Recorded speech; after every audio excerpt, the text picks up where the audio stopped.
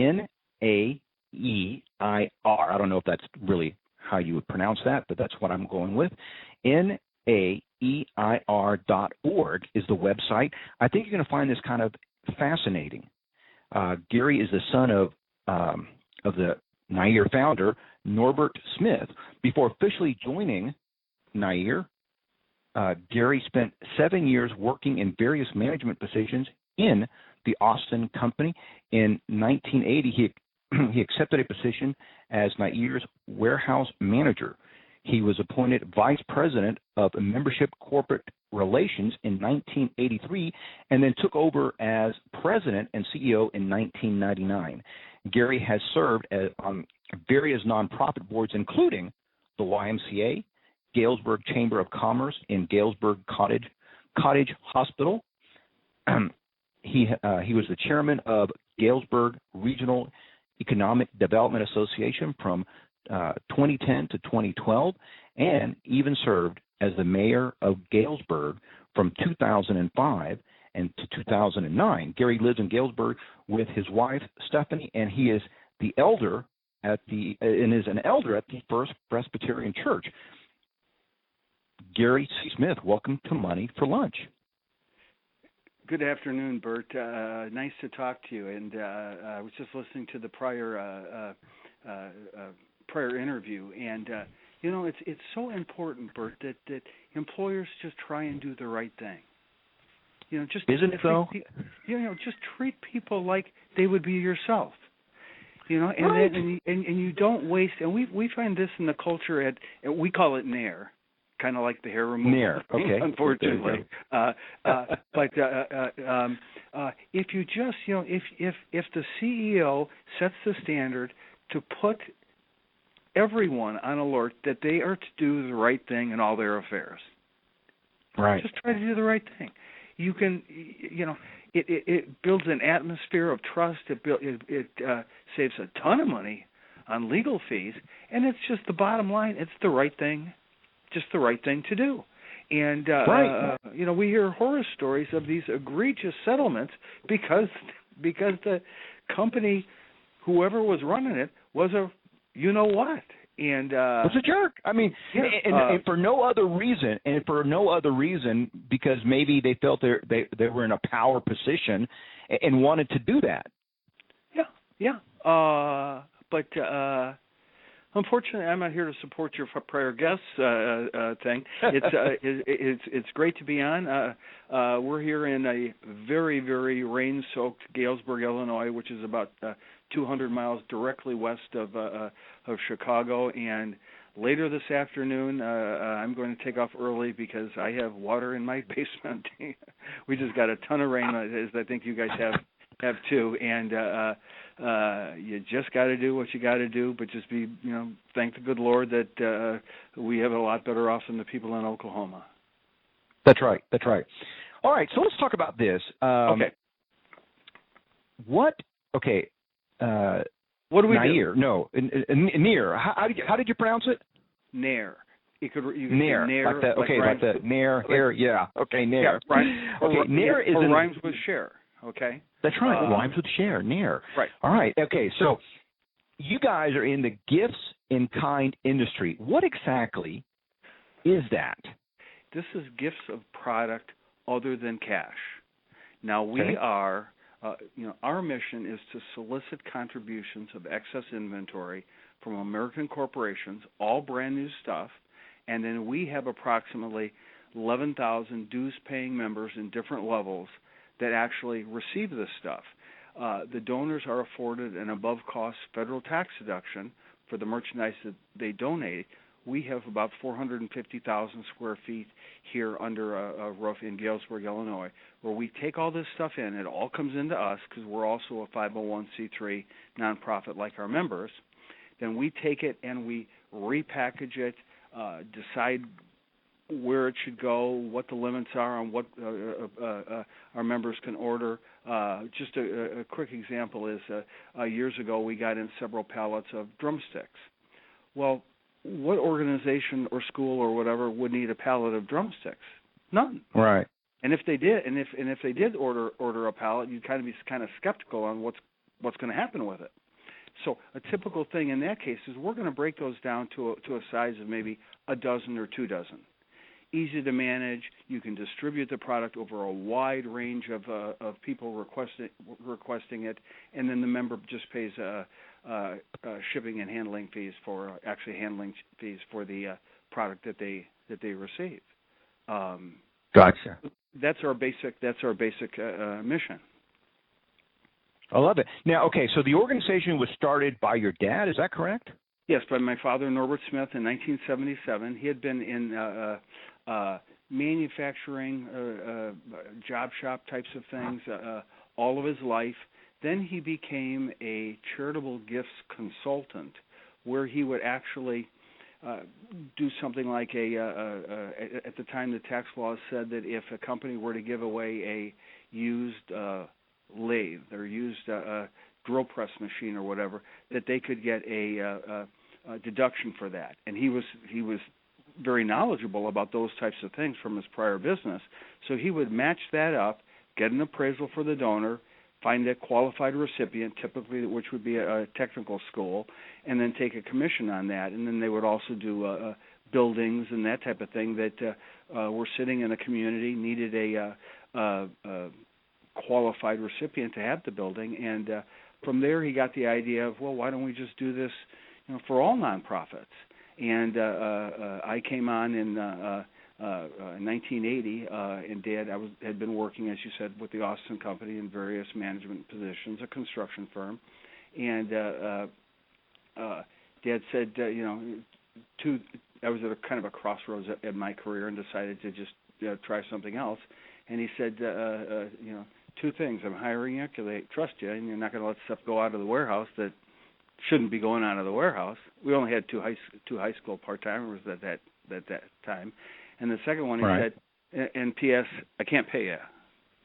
Now, as we grow, I'll reimburse you to the salary that you were at when you left Austin. But some weeks we might be able to make payroll. Some other weeks we might not. And 30-some years later, we have around 70 employees, 450,000 square feet, and 11,000 dues-paying members. And it's kind of one of the best-kept secrets that that this country has. Although I have to say that most of your major nonprofit organizations like World Vision or Feed the Children or whatever have an in-kind program going on. So they'll accept, World Vision will accept cash, but they'll also accept inventory, new inventory that can be used for the care of the ill, the needy, and the minors. Love it. Okay. Well, let me ask you this. Okay, so I'm assuming 30 years later, you finally are now getting paid from the company. Oh, yes. Yes. Just kidding. Yes. I know. I was just kidding. Okay, but let's talk about this. Who are your donors? Okay. Our donors are typically big, larger companies. Just to give you an example, 3M has been very generous to us through the years. Hallmark, Office Depot, American Greetings, Delta Faucet, Avery Dennison, Newell Rubbermaid, Granger, which is a big industrial supply company. Big companies typically, and a lot of small companies too. But the bulk of it, it's kind of like the Pareto principle. The bulk of it comes from larger companies. Right. 20% of your inventory comes from those, or 80% of your inventory comes from 20% of your donors. That's correct. Something like that. Okay. So let's talk about your members. Who would your members be? Okay. Our members all have to be qualified, tax-exempt, or organizations, or schools, or municipalities, housing departments, those that are dealing with the ill, the needy, and minors. So it's and that can be your YMCA, it can be your nonprofit hospital, it could be as small as your local rescue mission, or as large as one of a very, very large nonprofit organization that has needs of lots of different types of things. So it really crosses the full spectrum of the different types of myriad types of nonprofit organizations, housing departments, municipalities. The main thing is that the receipt of the merchandise has to be used within the mission of the organization and for the care of the ill, the needy, and minors. So they can't take the stuff and sell it. Okay, they have to take it and actually use it within the program. So let's say a college is a member. Well, a college usually doesn't deal with minors, but a college will, in very many cases, have outreach programs to those in the community. They take the product, they sign off on the fact that they're going to use it for their outreach program, then they're good to be able to receive product from us. Gotcha. Well, walk me through this. What are the benefits to a company? So I'm 3M or I'm one of these donor companies. What's the benefit to us?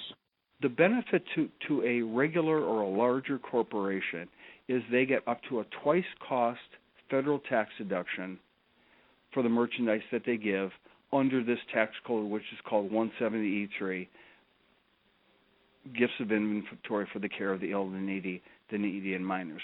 So one of the things that they get is they're eligible. Now they have to file for it and all that. Eligible for an above-cost federal tax deduction. What they also get is everybody knows that excess inventory, okay, all it does is cost you money. Every pallet that you have in your warehouse facility that's not moving, that SKU is not moving, that's costing you money. And most of your big corporations are very, very conscious of this. So if they've got a slow mover or a discontinued line or something that is repackaging, or they're merging with another company and they're going with a new name or whatever, it's a possibility that they can liquidate it. But if they liquidate it, then they're kind of hurting their own brand. So they're getting the tax deduction, they're saving on their warehouse costs, they're helping their brand, and in a lot of cases, we don't know for sure if the donor even files for the tax deduction. There are a lot of companies, big companies out there, and small companies too, that just do it because they want to do the right thing. They think, why would I throw this in the trash, as compared to be able to give kids these stickers? Every teacher in the country or whatever loves to get stickers so they can put on "Good job, Joe," or "Good job, Alice," or whatever, and to help them out that way. I love what NAEIR does. This is incredible. I want to give out your website, NAEIR.org. That's so right. It's NAEIR.org. And in bottom line, they can go there and they can either become a member or they can donate stuff and they can find out more about the program. Hats off to your dad for starting this. I just find this. He was a very entrepreneurial type of guy and a very, very good free thinker. Okay, it just so happens that I'm not trying to pat myself on the back. I ended up being a very good implementer. Okay, so he'd come up with some ideas in the program or whatever, and say, "Okay, Gare, make it work. No problem." Right. And then as he retired and then eventually passed away, I had to learn the role of the CEO. Which is, CEO is more about learning how to deal with people than anything else. I mean, if you can't deal with people, you could be the brightest CEO in the world, but you're never going to get anywhere. Hiring very, very smart people to work with you, and then giving them a lot of leeway. You got to monitor them, but giving them a lot of leeway in making their own decisions up to a certain level, and kind of staying out of their way. Always monitor, but just kind of let them do their own thing within certain guidelines, and that's worked very well for us throughout the years. But finding good people is the main thing. Well, you have a very interesting background yourself. Well, thank you. But you know what? And something right there. I think most of us, in most companies, most CEOs can find good people. But what you said is retaining them is important. How you treat them, how and how they fit in that culture. That's the important part, because ultimately it's all about relationships, right? Well, it's interesting because I've often said that a CEO kind of has to be a little bit bland sometimes. Okay, you walk in, maybe you stubbed your foot in the morning and you got a scowl on your face because your toe just hurts. Okay, the CEO walks in with a scowl on his face or whatever, and everyone's goes, "Uh-oh, something's wrong." No, nothing's wrong. I just stubbed my toe real bad and I'm in a lot of pain. But on the other hand, you don't want to come off always too happy-go-lucky and things are great. People need to know if things are okay, things are okay. If things aren't okay, you got to let your employees know that. And I'm talking from the vice presidents all the way to the people down on the shop floor. Hey guys, we got a little bit of we're running a little bit of a problem, like the recession in the last few years. We're all going to have to make some sacrifices, but big picture, it's all going to work out. And a lot of times the CEO's responsibility is communicating that to the employees. Just, it's like anything else in life. People just want to know, where do I stand? What's the truth? Okay, we can buy that. You know what? And we're out of time, but I want to finish saying kind of emphasizing what you said. We can buy that. People love to buy in. They want to make that decision and be part of that community, good or bad. You know what good I or mean? bad. That's right. Absolutely. And again, if the government were to say, "Hey, listen, guys, we've got some really serious problems here," and every single person, whether it be the wealthiest or the poorest, is going to have some of this shared sacrifice, people will buy into it. But absolutely, it's all that dodging around that you don't understand. But Bert, it's been a real pleasure. I thank you so much for being able to communicate with your audience. And again, it's NAEIR.org. You can go into the website, look over our different programs. Sign up today, sign up 6 months from now, or whatever. See the different items that we have available. See our donors. Check us out thoroughly, because this is the type of program that if you join and you don't participate, guaranteed, you're not going to get anything, okay? You got to participate. Like a lot of programs. Hey, Gary, we got to go. We're out of time. Gary C. Smith, the president and CEO of NAEIR, thank you so much for sharing. God bless, Bert. Thank you. All righty. Bye-bye. Bye-bye. Guys, what a great information there. Great company, NAEIR. It's NAEIR.org. If you are into nonprofits, if you're a big company that maybe, or even a small company that has inventory, go check them out. It may be a solution for you